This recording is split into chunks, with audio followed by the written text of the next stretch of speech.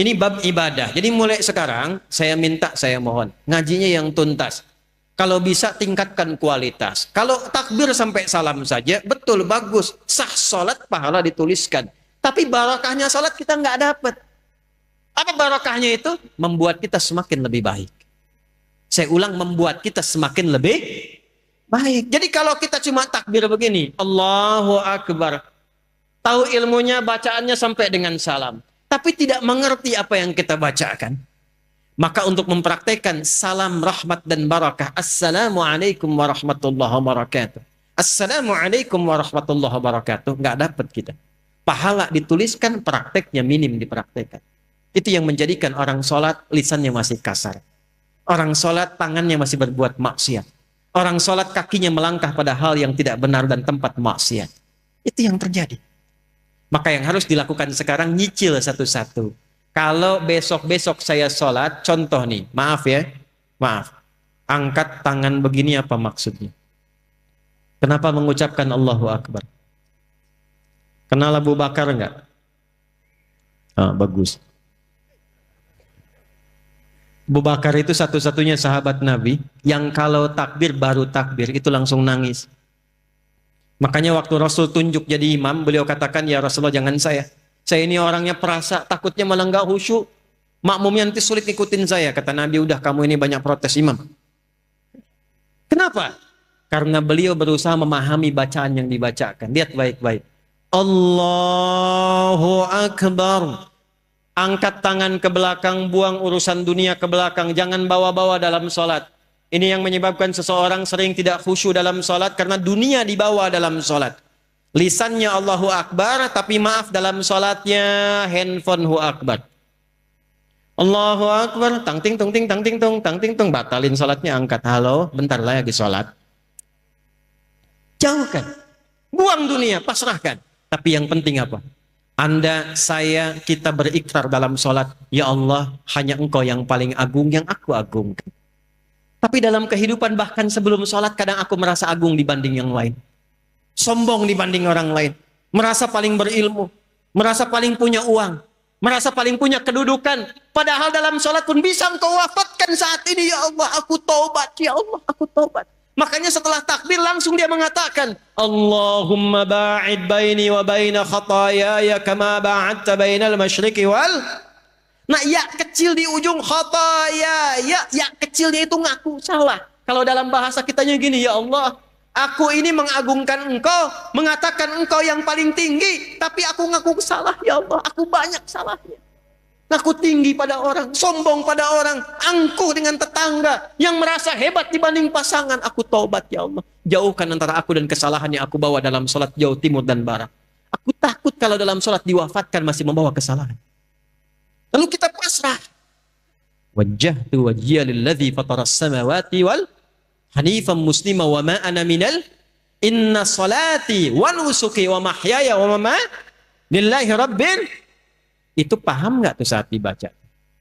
Itu kan bahasa bebasnya begini, ya Allah, kalaupun Engkau wafatkan aku sekarang dalam sholatku ini, aku pasrah, ya Allah, sepanjang Engkau ampuni dosaku, dan aku berjanji kalau selesai sholat masih hidup, aku akan berjanji dia orang yang lebih baik dari sebelum aku sholat. Itu sholat. Terakhir sekarang. Sholat selesai, sesama muslim sudah baik, belajar ilmunya. Apakah yang tinggal di Pekanbaru ini orang Islam saja? Ada non-muslimnya tidak? Ada non-muslimnya tidak? Perhatikan tuntunan Nabi. Kalaupun dalam kehidupan kita beribadah, jangan pernah memaksa. La ikraha lakum dinukum. Ibadah masing-masing. Tapi ketika diatur hubungan muamalah, interaksi sosial dalam kehidupan, di pekerjaan, bertetangga, berkebun, Anda menemukan di dalamnya bukan hanya orang Islam tapi non-muslim, maka hukumnya berlaku universal bersama-sama. Diatur dari yang paling kecil sampai yang paling besar. Yang paling kecil, Anda tinggal di komplek, ada orang Islam, tetangganya non-muslim, Nabi samakan semua hukumnya. Hukum makanan, hukum senyuman. Senyum kepada yang muslim, senyum pada non-muslim. Anda ketemu tetangga yang muslim senyum, yang non-muslim nggak senyum. Kok nggak senyum, Pak? Maaf ya, ibu kafir sih. Oh, Masya Allah. Itu dicatat oleh malaikat dosa tuh. Senyum Anda pada orang Islam harus sama dengan senyum Anda pada non-Muslim. Jika ke orang Islam senyumnya 100%, pada non-Muslim senyumnya 100%. Izin komandan. Hati-hati nih. Di TNI, di Polri, Jati, di pengadilan, mohon izin. Di kantor-kantor, nggak semuanya orang Islam. Mesti adil. Kalau memang yang layak promosi jabatan non-Muslim, promosikan. Kalau yang layak yang Muslim, promosikan. Tapi tanamkan nilai-nilai kebaikan, nilai-nilai keadilan, sehingga ketika ditanya, dan terima kasih, bukan terima kasih. Islam yang mengajarkan saya untuk bersikap adil dalam tugas saya. Ketika itu dilakukan, maka dia kenal Islam. Kalau kemudian kenal dan memahami lantas mengucapkan asyhadu an la ilaha illallah wa asyhadu anna muhammadar rasulullah, itulah pahala yang melekat pada amanah kedudukan. Pada Anda yang tidak punya kedudukan tapi bertetangga, Allahu Akbar. Ingat hadis ini? Siapa yang masak makanan baunya sampai ke tetangga, maka bagilah tetangga itu walaupun hanya hafal yang ini nih kuahnya. Jadi ini biasa masak sop ayam, ayamnya dia makan, kuahnya dikasih tetangga. Tetangganya tanya, kenapa kami dikasih kuah? Hadis Nabi, Pak. Ini korban terjemahan nih. Maksud Nabi, nanti besok-besok itu orang banyak kreatif bikin bumbu-bumbu. Memang yang dimasak itu cuma, maaf sekali, singkong. Tapi bumbunya bumbu rendang. Diambil dari Bukit Tinggi, bikin rendang singkong. Bumbunya rendang, yang dimasaknya apa sing? Bagi tetangga supaya nggak salah persepsi. Dikiranya memang betul rendang, ternyata rendang sing bagi. Tapi hadisnya belum selesai. Saya pengen tanya, apakah Nabi pernah mengatakan kalau tetangga Anda Muslim saja? Nggak ada redaksinya begitu. Makanya ratakan. Bikin rendangnya, kirimkan ke setiap tetangga yang bisa dibagi. Jangan dilewat yang non-Muslim. Yang Islam bagi, Pak Haji bagi, Bu Haji bagi, Bu Ustadz bagi, tetangga biasa bagi. Tiba-tiba pastor keluar. Pak, kayaknya enak rendangnya. Emang sih, Bapak sih salah, tokoh kafir. Enggak boleh. Dosa. Itu ahli-ahli dapat pahala, langsung tulis dosa. Coret. Datangi, ketuk rumahnya. Selamat pagi, pagi. Ada apa Pak Haji? Ini ada rezeki. Nih, ada satu panci rendang. Oh, Pak Haji baik sekali. Bukan baik. Nabi Muhammad yang mengajarkan saya untuk berbagi. Kenalkan nama Nabi Muhammad. Besok-besok saat dia mengembalikan panci, udah bisa salam. Assalamualaikum Pak Haji. Itu. Padahal Anda aja haji belum, gitu kan? Ajarkan aja enggak. Udah assalamualaikum dan didoakan. Assalamualaikum Pak Haji. Mau ngembaliin panci. Tuh. Terima kasih Pak, enak sekali. Cuma mau nanya aja, kira-kira hari ini Nabi Muhammad ngajarin berbagi lagi enggak? Itu perkara makanan. Ini saya lihat banyak tumbuhan nih. Hati-hati nih. Ada yang rambutan, ada yang durian, yang macam-macam. Cuman di Islam tuh berlaku hukum ini. Jika tanaman Anda merambat ke tetangga, buahnya masuk, maka hakun mushtarak. Buahnya hak bersama dengan tetangga. Jangan tunggu dia minta. Jangan tunggu. Anda punya rambutan, buahnya ke tetangga. Ketuk pintunya, sampaikan. Bu, ya Pak, ada apa? Itu ada buah. Ya, saya tahu pohon rambutan punya Bapak kan. Betul, pohonnya punya saya. Tapi buahnya ke tempat ibu. Jangan tunggu sampai menguning, sampai memerah. Ibu pengen saat hijau pun ambil aja. Nggak usah minta izin sama saya. Aturan dari mana Pak? Nabi Muhammad mengajarkan saya jangan sampai tetangga menikmati dengan pandangan dan menyapu sampahnya saja. Dia mendapatkan bagian yang sama untuk mengambil buahnya. Islam. Di mana ada aturan begitu? Cuman itu aturan buat buah aja. Kadang repotnya dia nggak tahu ketika ayam Anda main ke pekarangan dia tuh. Besok dia datang, Pak, Nabi Muhammad tuh berkah banget ya, ayam Bapak enak banget nih. Nah, saya menginginkan suasana begini nih antara umat Islam itu. Jadi kita internal diperbaiki, sama orang-orang sekitaran kemudian berbuat baik, jaga itu sampai wafat. Jaga itu sampai wafat. Karena kita nggak tahu kapan kita pulang. Mungkin pulang malam ini. Kenapa pada diam ini? Kan udah gelap banget tuh. Ya, senang tidak kalau pulang? Yakin? Senang tidak? Dibilang senang takut malam ini gitu ya. Dibilang tidak ya pulang. Maaf ya, ini hukum psikologi nih. Di mana-mana semua orang pulang itu senang.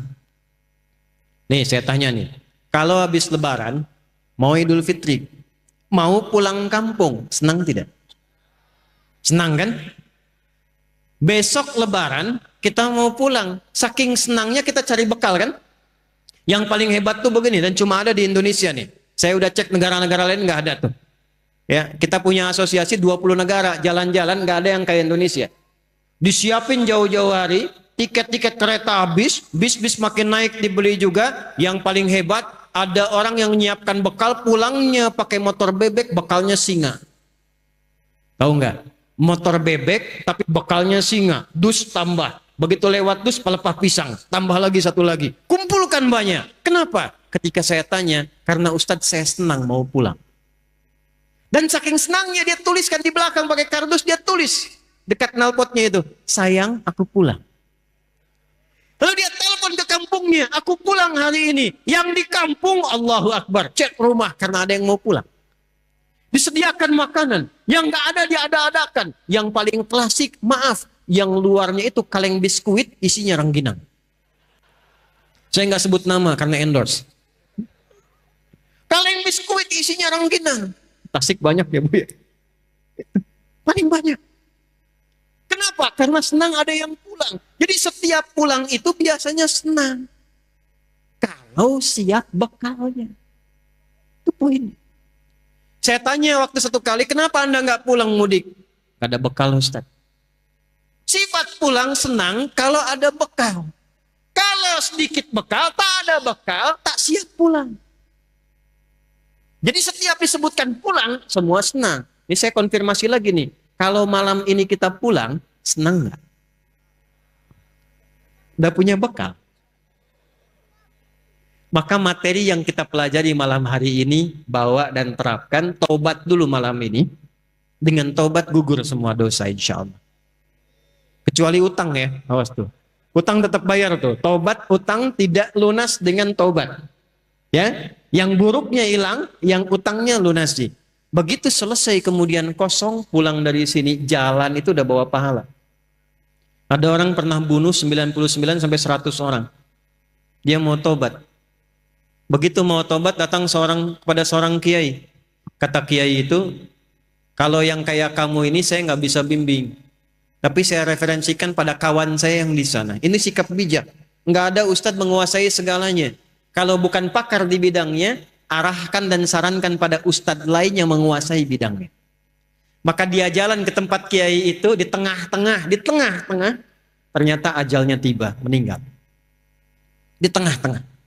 Apa yang terjadi? Ini saking viralnya sampai di era Nabi Muhammad turun ayat An-Nisa, surah keempat ayat 100. وَمَنْ يُهَاجِرْ فِي سَبِيلِ اللَّهِ يَجِدْ فِي الْأَرْضِ مُرَاغَمًا كَثِيرًا وَسَعًا وَمَنْ يَخْرُجْ مِنْ بَيْتِهِ مُهَاجِرًا إِلَى اللَّهِ وَرَسُولِهِ ثُمَّ يُدْرِكْهُ الْمَوْتِ فَقَدْ وَقَعَ أَجْرُهُ عَلَى اللَّهِ. Siapa yang bertekad merubah dirinya lebih baik, kalau dia masih ada ajal hidupnya, maka oleh Allah akan dilimpahkan ketenangan. Jadi kalau mau berubah jadi baik, bukan dunia dulu yang dikasih. Bukan materi, bukan pangkat dulu. Diberikan ketenangan di hatinya oleh Allah supaya menerima kebaikan. Setelah itu baru dilimpahkan. Kedudukan tambahkan, harta tambahkan, ilmu tambahkan. Tapi kalau dia ingin berubah tiba-tiba wafat di pertengahan, maka jalan kakinya itu menggugurkan dosa-dosanya. Tobatnya diterima, tapak kakinya dihitung sebagai amalan baru.